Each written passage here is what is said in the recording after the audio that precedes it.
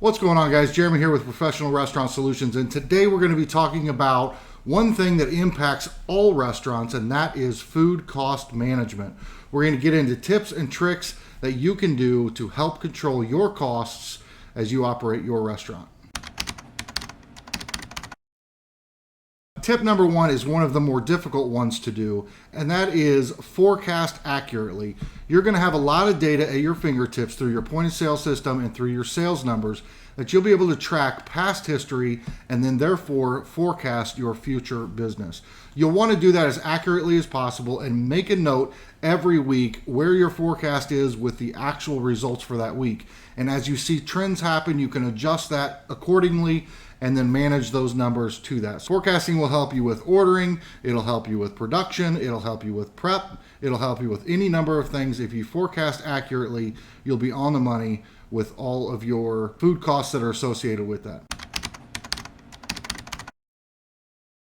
So step number two is order appropriately. We all have to order, and we know the importance of having a great supplier in our corner to help make that process easier. We can track par levels, we can do a number of things that help us with our ordering each and every week.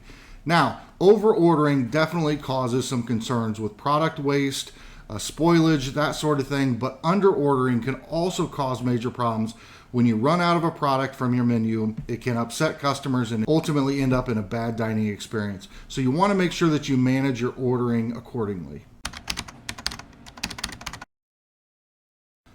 Tip number three is often overlooked, but it is ensure you get what you pay for. Every time a truck rolls up to your back door, make sure there's somebody there that will accurately check that truck in. You'll want to visually inspect your produce, visually inspect all the products that you have come in. Make sure A, you got the right thing, and B, that you got the quantity that you ordered. An easy way to lose money in food cost is by not getting the items that you ordered or being incorrectly charged for the items that you ordered. Tip number four is managing waste. Waste comes into play a lot in the kitchens through either overproduction, overprep, spoilage, remaking foods that were improperly cooked to begin with. All of those things are going to come into play when it comes to waste. Waste can have a major impact on your food cost overall. Make sure you have proper tracking to ensure that you are accounting for all of your waste and utilize that information to adjust the way you prep, the way you cook, the way you do things, order, etc. All those things should be taken into factor when you're reviewing your waste sheet. Tip number five is managing theft. Now, theft isn't just an employee stealing products and taking them out the back door. It comes in many forms. You'll want to make sure that you manage theft at every opportunity. Common ways that theft happens is the product not being received or checked in at the time of the delivery. You could possibly have a driver or an unsuspecting customer or somebody who meets that truck and doesn't get the product in the back door, and then therefore you've now paid for it but you don't have that product. As well, you can have things like employee grazing where they're eating fries, they're eating salads, they're eating things throughout the night and not paying for it. Those things will want to be managed, and we'll talk about that a little bit later in this video. Most employers trust their staff and don't think of theft as a big problem. I just want to reinforce the idea that it can have a major impact on your food cost if theft is happening. So always put proper procedures in place to ensure that theft is kept to a minimum or non-existent. Number six is a big one. It is manage portioning. Portioning comes into play because you've costed out your menu and you know exactly what every plate costs based on a specific portion. So if every plate goes out the same portions, then you know exactly what your cost is. Over or under portioning can have many cause and effects. Number one, your food costs will go up if you are over portioning because every plate will be more expensive than you originally anticipated. Under portioning, however, your food costs may go down, but it may be at the cost of your customer not receiving everything that they ordered or leaving unhappy because of smaller portions. Have you ever been to a restaurant where you ordered something and it was amazing, and then the next time you went, you ordered it again and it was either twice as large or twice as small? Every time that happens, it puts the notion in the customer's mind that it is inconsistent. And customers don't like inconsistency any more than restaurants do. So make sure you're taking the appropriate steps to ensure that proper portioning is done on every plate.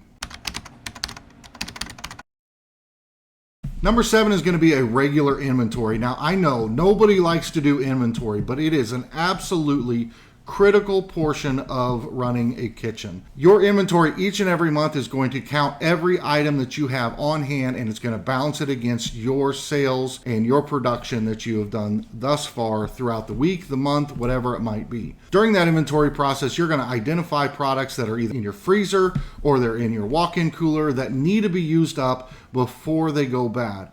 In some cases, you already missed the boat and you're going to be throwing that product away, which is going to certainly negatively affect your food cost. Identifying those items that can be used early will give you the opportunity to create specials or unique menus that your customers will enjoy and be able to utilize the product that you need to get rid of.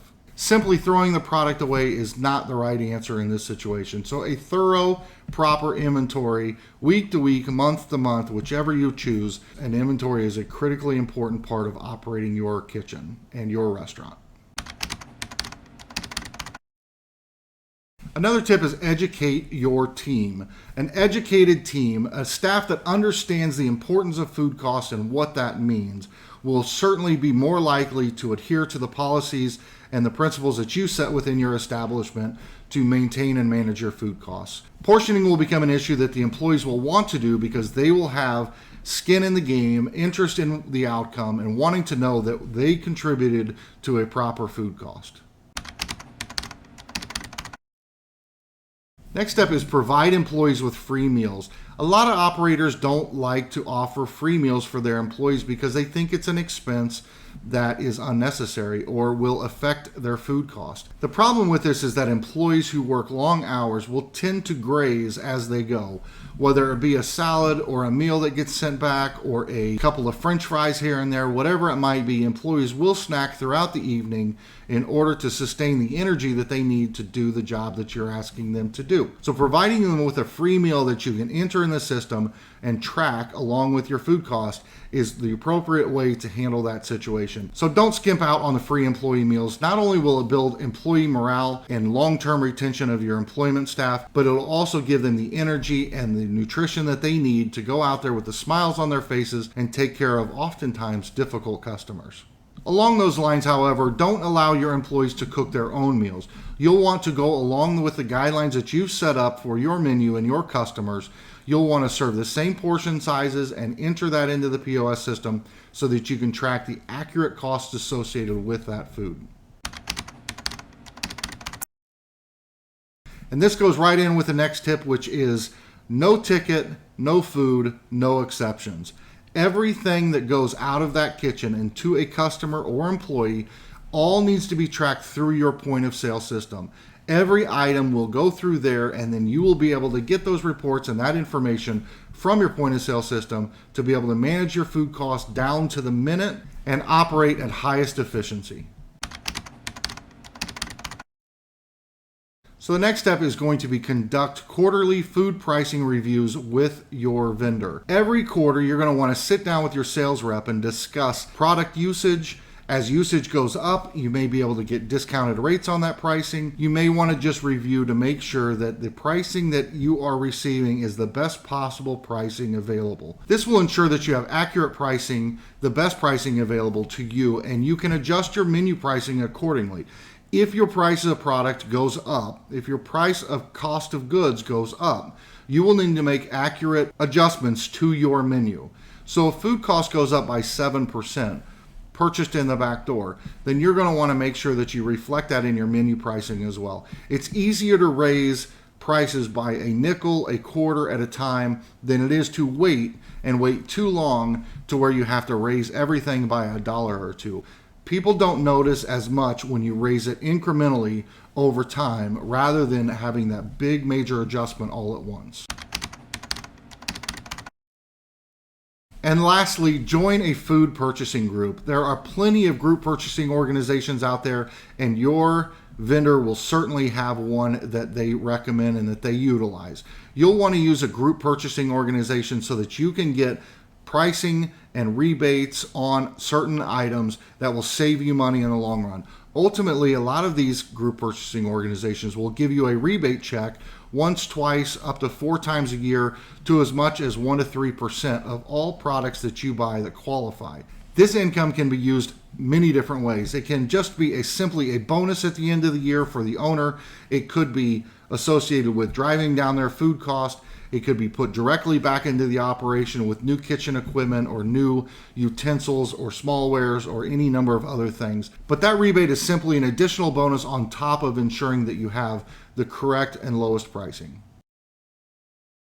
And that's it, guys. I hope you enjoyed today's video. If you did, please be sure to like, share, subscribe, turn on notifications. That way you will know each time we upload new content. I'm Jeremy with Professional Restaurant Solutions, and I look forward to seeing you in the next video.